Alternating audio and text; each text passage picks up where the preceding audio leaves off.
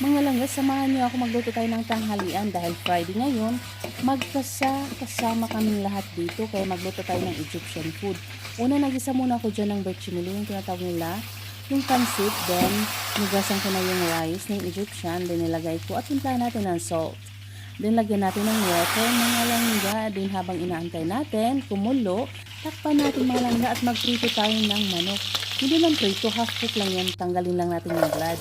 Then pagkatapos, mag-isa tayo ng onions. Then lagyan na natin yung potato. Then pagkatapos yung piniritong manok natin, ihalo na natin. Then lagyan natin ng tomato paste. Then timplahan natin ng salt, pepper.